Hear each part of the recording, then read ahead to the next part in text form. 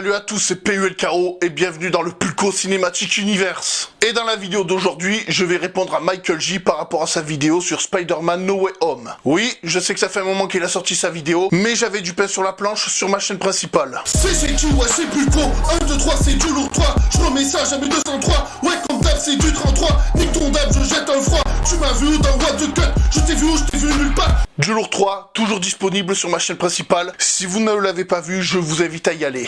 Revenons à nos moutons.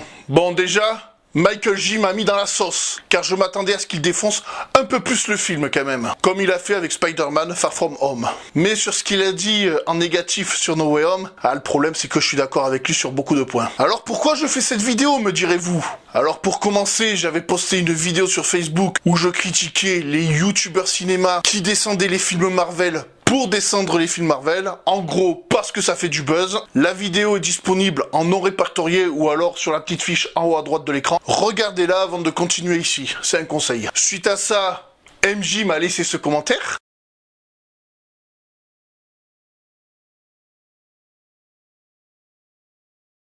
Où limite il me traite de fanboys de Marvel sans aucune objectivité, alors que je suis le premier à dire quand un film du MCU fait de la merde. D'ailleurs j'ai prévu de sortir une vidéo sur le sujet. Et aussi, ma vidéo ne le concernait pas, donc déçu de son com sur ma page. Et comme MJ aime bien chipoter, eh bien je vais chipoter aussi. MJ, comme la dernière fois, je respecte ton travail, mais comme tu as fait le nerveux sur ma page, eh bien dans ma vidéo, je ne vais pas être tendre avec toi. Et au moins, ça te changera de tes zones de paille pour ce qui est de débattre sur un film. Sur ces belles paroles, nous pouvons commencer. Le film était sympa. Non, j'étais vraiment le premier à vouloir le massacrer, ce film, mais force est de constater que, ouais, techniquement, j'ai vu un film Spider-Man cette fois. Si tu as apprécié ce film, pourquoi vouloir faire une vidéo pour le défoncer? Sur ta vidéo de ton top des pires films de 2021, tu n'as pas mis ce film dans ta liste. Au final, tu fais une vidéo sur un film Marvel pour descendre un film Marvel. Exactement ce que je reproche aux autres youtubeurs ciné. T'aurais détesté ce film, j'aurais compris. Mais en fait, non. Même pour Willem Dafoe qui... Putain, si vous pensez qu'il mérite un Oscar là, eh ben il mérite une piscine à la Picsou remplie d'Oscars, rien que pour le premier film Spider-Man. Willem Dafoe est bien meilleur dans ce film que dans le premier Spider-Man de Sam Raimi. Certes, il ne mérite pas un Oscar pour la prestation qu'il a fait dans ce film, mais au moins nous avons un bouffon vert bien flippant. Rien que les expressions faciales qu'il a sur son visage dans ce film montrent à quel point il est bien meilleur dans ce film que dans le premier Spider-Man. Sans parler des répliques de ce film. Elle était là à cause de toi. C'est peut-être moi qui ai mis le coup, mais c'est à cause de toi qu'elle est morte. Excuse-moi, quand j'ai vu cette réplique au cinéma, en fait du moins quand je l'ai entendue en salle, cette réplique, j'en ai eu des frissons dans le dos. Et la vérité, je trouve que ce bouffon vert, il fait passer Thanos pour un enfant de cœur à côté de lui. Numéro 1, les pires scènes d'action du MCU. Les pires scènes d'action du MCU, carrément. Développons ça ensemble. Tu m'excuseras, mais niveau scène d'action, j'ai vu pire dans d'autres films du MCU. John Watts ne sait pas iconiser ses personnages. Je veux dire, ce film met en scène le combat entre le Peter Parker Tom Holland et le Norman Osborn Willem Dafoe. Un truc que j'aurais jamais cru voir et qui a tout pour être un combat d'anthologie. Même le décor, c'est du bonbon pour faire de la superbe image, mais non. Caméra remuante, gros plan sur leur tronche et découpage à l'ouest. Ok pour la caméra remuante, mais cette scène est l'une des meilleures du film. T'as dit pire scène d'action de tout le MCU. Quand la première bande-annonce d'Avengers Infinity Wars était sortie, on voit Captain America mettre une grosse branlée à un Chitauri. Et là, tu sentais bien les coups être portés.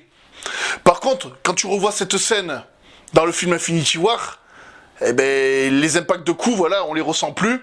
Et là, quand tu vois Spider-Man donner des coups au bouffon vert, là, tu ressens les coups.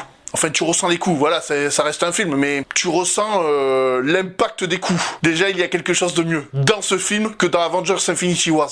Et pourtant, Avengers Infinity Wars, c'est l'un de mes films préférés du MCU. C'est l'un des meilleurs pour moi. C'est pour dire, suis-je toujours un fanboy du MCU, MJ? Les combats contre le bouffon avaient de quoi être le meilleur combat, car plus brutal que les autres, mais le découpage et cadrage sont toujours à l'ouest. Sans parler de ce passage qui fait tâche et plus années 2000 que les films sortis dans les années 2000.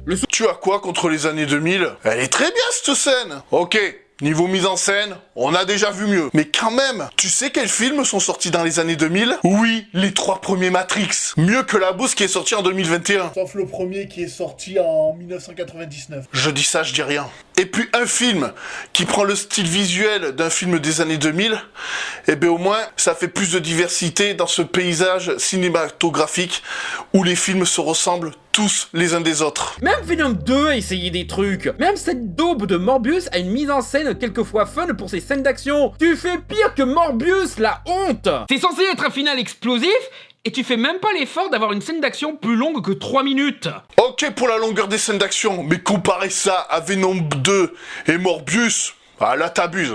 Déjà, les scènes d'action de ces deux films ne m'ont pas marqué du tout. Allez, ok, pour Venom 2, il y a quelques plans sympas dans le combat entre Venom et Carnage. Mais la scène de Morbius que tu as choisi de montrer, tu m'excuseras, mais elle est à gerber, gros. C'est juste de la bouillie d'effets spéciaux. Pour le coup, je préfère les scènes d'action de Spider-Man No Way Home. Et même si on peut plus planquer le fait que Peter est Spider-Man, bah on pourrait demander de l'aide aux autres Avengers, non? Hey, on a découvert que j'étais Spider-Man, donc j'ai besoin des protections que vous avez pour les héros sans identité secrète. Mais pas de soucis, on vient d'aménager un nouveau quartier général. Tu peux prendre la chambre qu'on a fait pour Carol, elle vient pratiquement jamais de toute façon. Ouais, pas mal ton idée. T'as juste oublié un petit détail.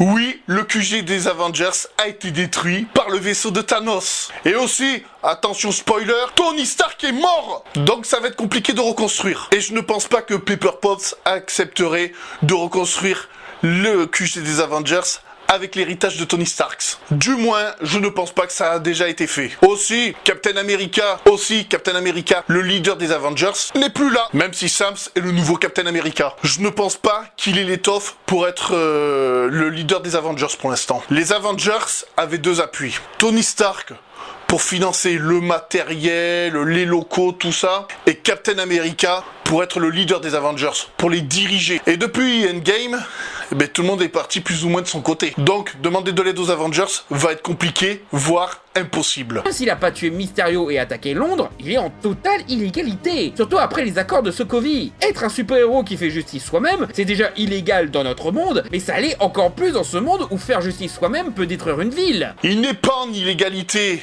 Mais depuis les événements de Avengers Infinity War, c'est-à-dire quand il y a eu le snap de Thanos, comment te dire, je pense que les accords de Sokovie ont été annulés. Ça aurait compliqué les choses, je pense. Si les Avengers ont perdu pour la première fois contre Thanos, c'est justement à cause de ces putains d'accords. Parce que les Avengers, ils ont été divisés. Et ça, les gouvernements mondiaux l'ont compris. Regarde, au début de Avengers Endgame, tu as Steve Rogers qui a ouvert un groupe de parole pour ceux qui ont perdu un proche pendant l'éclipse. Franchement, tu crois pas que les autorités mondiales ou américaines même auraient pu l'arrêter pendant qu'il organise un de ces groupes de parole? Mais personne ne l'a fait. Dans Falcon et le soldat de l'hiver, tu vois qu'il y a toujours le musée sur Captain America et qu'il y a toujours un devoir de mémoire autour du bouclier. Et pour finir, on a rajouté le bouclier de Captain America sur la statue de la liberté. Je ne pense pas qu'il y aurait des louanges pour quelqu'un qui ne respecte pas ces accords s'ils étaient toujours actifs. Quand Peter prend le contrôle des tentacules d'Octopus parce que ce dernier a intégré les nanomachines du costume d'Iron Spider à ses tentacules, déjà ça marche pas. Donc il peut faire ça. Octopus maîtrise les nanomachines maintenant? Mais depuis quand il est capable de faire ça? Mais aussi les tentacules contrôlent Octopus. C'est pour ça qu'il est devenu un super vilain. Et vous le savez car vous rectifiez sa condition plus tard dans le film. Et du coup, en contrôlant les tentacules, Peter devrait pas contrôler Octopus directement? Il devrait pas genre pouvoir éteindre les voix des tentacules ou leur faire dire ce qu'il veut à Octopus pour le forcer à faire tout ce qu'il dit? Ne l'écoute pas, obéis-moi. Comment ça, obéissez-moi? C'est toi qui es censé leur obéir, là? Là, c'est cohérent, ni avec Spider-Man 2, où forcer les tentacules à lui obéir était un exploit qui demandait beaucoup d'efforts, ni avec le reste du film, dont tout repose sur le fait de le libérer de l'emprise des tentacules. Tu peux le libérer là, en fait, sans devoir créer une nouvelle puce inhibitrice. Mais c'était plus important de faire des gags où Octopus se retrouve à la merci de Peter. Non, là tu chipotes encore. Déjà, pour commencer, le Dr Octopus n'a aucun contrôle sur ses tentacules. Même limite, il n'a plus aucune conscience. Il n'est juste que la marionnette de ses tentacules. Quand Peter Parker contrôle les tentacules avec la nanotechnologie et que ce dernier dit « ne l'écoute pas, obéis-moi », en fait, ce sont les tentacules qui se disent à elles-mêmes de s'obéir. C'est très con si tu y réfléchis, mais c'est comme ça que ça marche. Numéro 8, les Sinister 6. 5, free. Non, le film n'a jamais promis les Sinister Six, c'est juste un fantasme de fanboys. Quand je disais que ce film qui réunit 6 méchants, et qui est construit comme un film Sinister 6, d'avoir raté les Sinister 6 parce que ils n'ont jamais promis les Sinister 6 dans ce film. Ce qui, déjà fait poser la question pourquoi avoir ramené tous ces mecs, à qui je disais, on en reparlera quand le Blu-ray sortira et qui aura en bonus un documentaire consacré aux méchants, qui aura un titre qui fera un petit jeu de mots sur les Sinister 6. Oh tiens, mais qu'est-ce que je viens de trouver dans les bonus du Blu-ray? Un documentaire consacré aux méchants qui s'appelle The Sinister Summit? Mais attends, Summit, c'est pas un chiffre? Et alors, c'est juste un titre, rien d'autre. Et puis, ils n'ont pas raté les Sinister Six, étant donné qu'il n'y a pas de Sinister Six. Ben oui, ce mythe, c'est pas un chiffre. T'as voulu montrer quoi, là? Je ne comprends pas. Pourquoi il y a tous ces méchants? Ben c'est un film sur le multivers, en fait. Ce n'est que du chipotage, ce que tu dis. Electro, c'est là que ça commence à poser problème. Il combat Spider-Man parce qu'il ne veut pas perdre ses pouvoirs. Mais... ouais, pourquoi il doit perdre ses pouvoirs? J'aime beaucoup que Peter essaye d'aider les Sinister Six au lieu de les laisser crever, c'est full Peter Parker comme choix, donc j'approuve.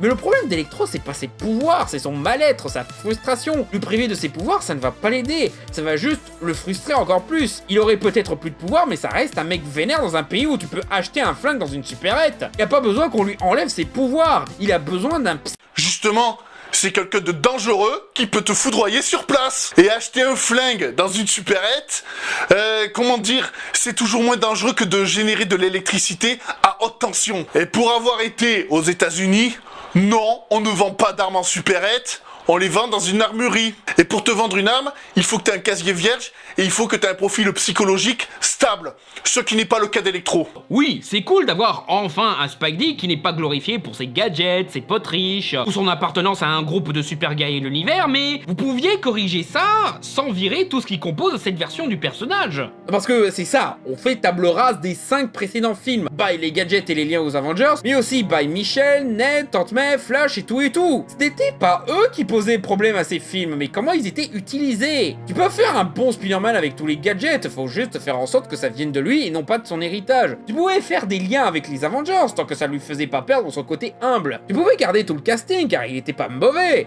Ils étaient juste trop là pour faire des gags. Ben en même temps, c'est ce que les fans comme toi voulaient. Tu t'es plaint de tout ça dans tes 2 vidéos où t'as critiqué les 2 précédents films. Et puis voilà, faire une trilogie Spider-Man avec un Spider-Man qui galère, eh ben c'est ce qu'il fallait. En gros, il se passe ce dont tu avais parlé dans ta vidéo de Justice League. Je parle du moment où tu parles des fans qui influencent les studios sur ce qu'ils veulent dans les films. Sauf que là, c'est bien fait et le studio a sélectionné ce qu'il fallait. Mais ouais, les 3 Spider-Man. Vous vous rendez compte que Tobey Maguire et Andrew Garfield ont complètement éclipsé Tom Holland pour les fans? Éclipsé, pas vraiment. Ce sont les Spider-Man avec lesquels on a grandi. Donc c'est normal qu'on soit content de les voir. Encore mieux, vous voyez des gens dire sur internet à quel point ils attendent avec impatience la 2e trilogie de Tom Holland? Personne n'en parle, limite les gens s'en foutent. Par contre, vous savez de quoi les gens parlent? Fait revenir Emma Stone pour faire Spider-Gwen, fait revenir Tobey Maguire dans Multiverse of Madness, et la possibilité de concrétiser les films annulés Spider-Man 4 et Amazing Spider-Man 3. Pas mal de gens ont déjà oublié Tom Holland en fait. Ben en fait, si les gens ne parlent pas de la 2e trilogie de Tom Holland, et qui s'acharnent plus à parler des suites de Tobey Maguire et Andrew Garfield, ben déjà c'est parce que les suites avec Tom Holland, voilà c'est bon, c'est écrit, c'est acté, on les aura. Par contre, des suites avec Tobey Maguire et Andrew Garfield, ils ont pas prévu de le faire, et là les gens vont faire du bashing pour qu'on ait ces films. Un petit peu comme ils ont fait pour avoir la Snyder Cut. C'est pour ça qu'on parle moins de la 2e trilogie avec Tom Holland. C'est logique. Voilà, nous arrivons en fin de vidéo. J'espère que cette dernière vous a plu. Sur ma chaîne principale, je prépare une FAQ. Donc si vous voulez poser des questions, je vous invite à les poser dans les commentaires. Par contre, si vous êtes nombreux à poser des questions pop culture, vos questions seront sélectionnées et je pense que je ferai une FAQ sur cette chaîne qui sera full pop culture. Comme d'hab, je vous invite à vous abonner à la chaîne du Pulco Cinematic Universe. Si vous voulez vous procurer des sapes Arsenal 187, le lien de la boutique est dans la description de cette vidéo. Vous pouvez aussi me suivre sur tous mes réseaux sociaux. C'était PULKO. Sur ce, ciao!